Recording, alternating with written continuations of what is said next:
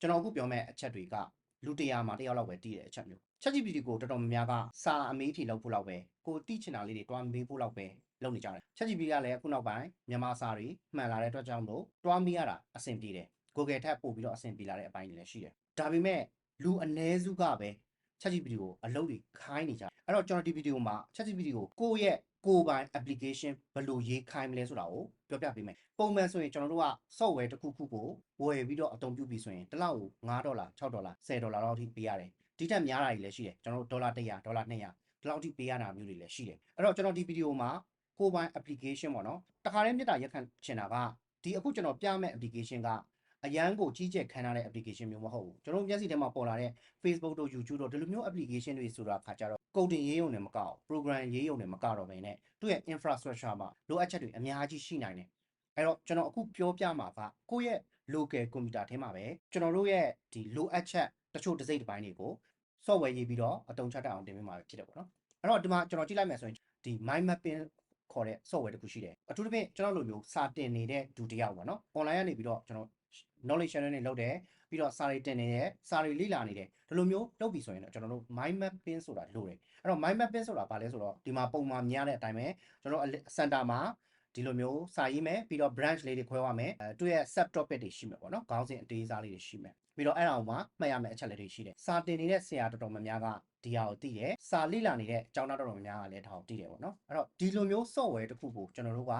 ပတ်စံပေးပြီးတုံးမယ်ဆိုရင်ဘယ်လောက်ပေးရမလဲဆိုရင်ဒါကဒီမှာဈေးကိုကြည့်လိုက်မယ်ဆိုရင်$5ဒါမှမဟုတ်$8အဲ့ဒါကိုကျွန်တော်က6လ plan မဲ့တုံးမယ်ဒါလချင်းအောင်ပေးရတာမဟုတ်ဘူးပေါ့နော်လချင်းအောင်ဝယ်လို့မရဘူးဖြစ်နေတယ်ဒီမှာဆိုဒီအလွန်ဆုံး$10လောက်ထိရှိတယ်ပေါ့နော်အဲ့တော့ပတ်စံတော်တော်များများပေးရတယ်အဲ့တော့ဒါကို mind mapping လို့ခေါ်တယ်ပေါ့နော်တချို့ mind map software တွေဆိုရင်ဒီထက်အောင်ပို့ပြီးတော့ဈေးကြီးတယ်ပေါ့နော်တစ်လောက်ကို$20လောက်ထိပေးရတဲ့ mind map software တွေလည်းရှိတယ်ပေါ့နော် okay အဲ့ဆိုရင်ဒီဟာကဘာများအရေးကြီးလို့လဲဘာများကောင်းနေလို့လဲဆိုတော့ကျွန်တော် brainstorming လုပ်စေတယ်ဘာသာရပ်တစ်ခုကိုလေ့လာတဲ့အခါကျရင်ဒီလိုမျိုး mind mapping လုပ်ချင်အပြင်ကျွန်တော်တို့မှတ်ဉာဏ်ပို့ပြီးတော့ကောင်းစေတယ်ပို့ပြီးတော့မှတ်မိစေတယ်ပေါ့နော်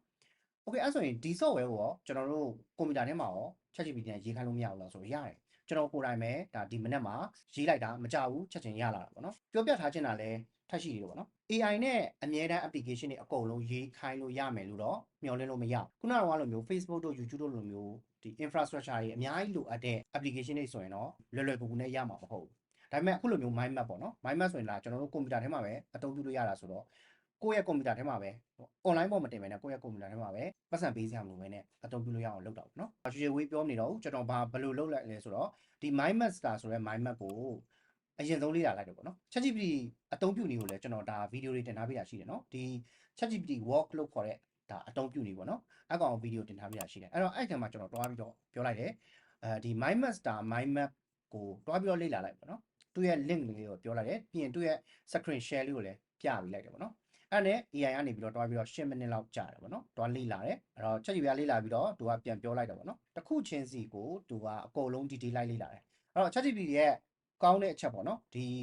ChatGPT work ရဲ့ကောင်းတဲ့အချက်ကသူကိုယ်တိုင် browser ဖွင့်တယ် browser ဖွင့်ပြီးတော့ဒီ software ရဲ့လုံဆောင်ချက်တွေကိုတစ်ခုချင်းစီသူကိုယ်တိုင် mouse နဲ့လိုက်ပြီးတော့ click လုပ်ပြီးတော့လိုက်ကြည့်နိုင်တယ်ပေါ့နော်အဲ့ဒါသူရဲ့အားထားချက်ပေါ့နော်ဒီ10မိနစ်ကြာလောက်ဒီ mind master application ကဘယ်လိုအလုပ်လုပ်လဲဆိုတော့သူလေ့လာလိုက်တယ်လေ့လာလိုက်ပြီးတဲ့အခါကျရင်ကျွန်တော်ကသူ့ကိုပြောလိုက်တယ်ပေါ့ဒီလိုမျိုး application ဖန်တီးနိုင်မလားပေါ့နော်အဲ့ဒါဆိုရင်သူက MVP အနေနဲ့ဖန်တီးပေးနိုင်တယ်အဲ့ဒါဒီမှာဘာတွေပါမလဲဆိုတာကိုသူဒီမှာပြောပြတာပေါ့နော် okay အဲ့ဆိုရင်ကျွန်တော်ကဒီ MVP အတွက်တေချာလေး plan ရေးပေးပါဆိုပြီးတော့ဒီ ChatGPT ကိုပဲပြောလိုက်တယ်ပေါ့နော်အဲ့တော့ plan ရေးခိုင်းနေဆိုရင်ဒီနားလေးမှာအပေါင်း close ရှိတယ်အဲ့ဒီအပေါင်း close ကိုနှိပ်လိုက်မယ်ဆိုရင်ဒီနားမှာ plan mode ရှိတယ်ပေါ့နော်ဒီ plan mode ကိုတစ်ချက်နှိပ်ပြီးတော့ကိုလိုချင်တာကိုအရင်ဆုံးခိုင်းလိုက်မယ်ပေါ့နော်ချက်ချင်းမလုပ်နဲ့ plan ရင်ချပြီးလို့ပြောလိုက်တယ်ဆိုရင် ChatGPT ကနေပြီးတော့ကျွန်တော်တို့အတွက် plan ကိုတေချာလေးစဉ်းစားပြီးတော့ချရေးပေးတယ်ပေါ့နော်အဲ့ဒီ plan အတိုင်းပဲကျွန်တော်တို့က ChatGPT ကိုဒီ plan ကို implement လုပ်ပေးပါဆိုပြီးတော့ပြောလိုက်တယ်ပေါ့နော်တနင်္လာနေ့ကြော်တော့ကြာသွားတယ်ပေါ့နော်ဒီနေရာမှာ software တစ်ခုနဲ့တစ်ခုကကြာချိန်ကတော့တူမှာမဟုတ်ဘူးဒါကကျွန်တော်ရဲ့ဒီကွန်ပျူတာထဲမှာပဲတစ်ခါတည်းဒီ application ကိုအသုံးပြုလို့ရအောင်လုပ်ခိုင်းတာ online ပေါ်တင်တာမဟုတ်ဘူးတခြားလူတွေကိုပေးတုံးဖို့မဟုတ်ကျွန်တော်ကိုယ်တိုင်ပဲအသုံးပြုဖို့ဒီ local မှာပဲ install လုပ်တာဆိုတော့အရင်မကြဘူးပြီးတော့ local မှာဖြစ်တဲ့အတွက်ကြောင့်မလို့တခြားလူတွေကလာပြီးတော့ hack လုပ်မှာတွေပါတယ်အဲ့လောက်ထိတိတ်ပြီးတော့ဆွေးရင်ပူပန်စရာမလိုဘူးပေါ့နော်ဒီမှာဆိုရင်သူတနိုင်ကြော်ကြာအောင်သူ့ရဲ့ plan ကိုလုပ်ပြီးတဲ့အခါကျတော့ mind map ဆိုပြီးတော့ရလာတာပေါ့နော်အဲ့ဒီ mind map ကလည်းဘယ်လိုမျိုးလဲဆိုတော့ဒီမှာပေါ့နော်အဲ့တော့ဒီလိုမျိုးရလာတယ်အဲ့တော့မြန်မာလိုရောအင်္ဂလိပ်လိုရောရတယ်ရပြီးတော့ကျွန်တော်တို့ကိုယ်တိုင် mind map ကိုလည်းဒီမှာအကောင့်လေးဖန်တီးသွားနိုင်တယ်နော်ဒီမှာ ဒါကကျွန်တော်ရဲ့ local မှာ ChatGPT ကနေပြီးတော့ဖန်တီးပေးလိုက်တဲ့ software ကျွန်တော်ဒါအတွက်ပတ်စံတစ်လောက်$10ကုန်စရာမလိုတော့တစ်လောက်$10ဆိုရင်ဒါကျွန်တော်တို့ဒါ9000နီးပါအဲ့တော့ ChatGPT က free account နဲ့လည်းဒီလိုမျိုးဖန်တီးပေးလို့ရတယ်ကောင်းတာကတော့ model အမြင့်တွေတုံးမယ်ဆိုရင်တော့တစ်လောက်$20လောက်တုံးပြီးတော့ဒီလိုမျိုးကိုယ့်အတွက်အတုံးဝင်မဲ့ software လေးတွေကိုဖန်တီးခိုင်းလိုက်မယ်ဆိုရင်တချို့တော့ဒါပတ်စံပေးပြီးတုံးရတဲ့ software တွေအစား ChatGPT ကကျွန်တော်တို့ကိုယ်ပိုင် software အနေနဲ့ရေးပေးပါလိမ့်မယ်အဲ့တော့ဒီမှာကျွန်တော်ကလောလောဆယ်ဒီဟာကနည်းနည်းတော့ထင်နေတယ်ဘာဖြစ်လို့လဲဆိုတော့ကျွန်တော်တခြား project တစ်ခုကို background မှာ run ခိုင်းထားတာပေါ့နော် run ခိုင်းထားတဲ့အတွက်ကြောင့်မလို့ကျွန်တော်ရဲ့ computer 9တလောက်ကိုသူရုံးပေးနေတယ်အဲ့ဒီအချိန်မှာကျွန်တော်ကဒီဟာကို tutorial လုပ်လိုက်တဲ့ခါကျတော့နည်းနည်းလေးထင်နေတယ်လို့မျိုးဖြစ်တယ်ပေါ့နော်ကောင်းတာကတော့ကိုယ့်ရဲ့ computer က powerful ဖြစ်မယ်ပို့ပြီးတော့ run နေများနေမယ်ဆိုရင်တော့ခိုင်းကောင်းတယ်ပေါ့နော်run နေတယ်ဆိုရင်တော့ဒါ project by project တွားတာပဲကောင်းတယ်ပေါ့နော်အဲ့တော့ဒီမှာကျွန်တော်ကဒီ local မှာပဲထားမယ်ပေါ့နော် local မှာပဲထားမယ်ဒီ online ပေါ်မတင်တော့ဘူးပေါ့နော် cloud file ပေါ်မတင်တော့ဘူးပြီးရင်ကျွန်တော်ဒီ project ကို data လေးမှတ်ထားဖို့လိုတယ်ပေါ့နော်အဲ့တော့သူကနေမှတ်ထားတယ်ပြီးတော့သူ့ကိုတခြားလိုအပ်ချက်လေးတွေကိုပြောတော့ပေါ့နော်ဒီ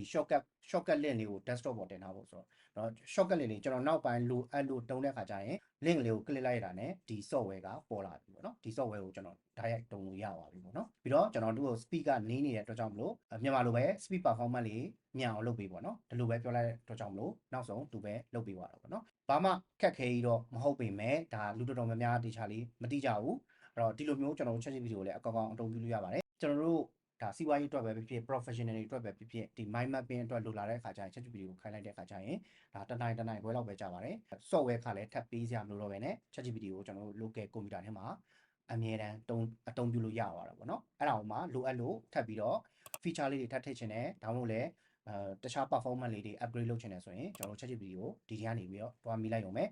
AI model ကိုတော့အကောင်းဆုံးကတော့ဒီ Swine ပေါ့နော် ChatGPT 5.6 Swine ပေါ့နော်လောလောဆယ်နောက်ဆုံးထွက်ထားတာပေါ့နော်နောက်ပိုင်းကျရင်တော့ဒါ 5.6 ကနေ ChatGPT 6 Extra ဆိုပြီးတော့ထွက်လာဖို့လည်းရှိတယ်ပေါ့နော်အဲ့တော့ kit တွေကတဖြည်းဖြည်းနဲ့ပို့ပြီးတော့တိုးတက်လာတယ်ကျွန်တော်တို့က ChatGPT ကိုရိုးတာမှန်မေးခွန်းမေးယူလောက်မဟုတ်ပဲねဒီလိုမျိုးလက်တွေ့ပါအတုံးချတတ်တယ်ဆိုရင်တော့တခြားလုပ်ငန်းတွေထက်တခြား professional တွေထက်ရှေ့ကိုပို့ပြီးတော့ရောက်သွားပါလိမ့်မယ်ဗီဒီယိုဒီကြည့်ပြီးတော့ကျွန်တော်တို့ကျေးဇူးတင်ပါတယ်ကျွန်တော်ရဲ့ channel မှာတခြားသော AI tutorial တွေလည်းလက်တွေ့အသုံးချလို့ရအောင်တင်ထားပေးတာရှိပါတယ်အဲ့ဒါတွေကိုမကြည့်ရသေးရင်လည်းကြည့်လိုက်ပါဦးကျွန်တော်ရဲ့ channel ကိုလည်း subscribe လုပ်ထားပေးပါဗီဒီယိုဒီကြည့်ပြီးတော့ကျေးဇူးတင်ပါတယ်အဆအဆအရာအဆင်ပြေပါစေ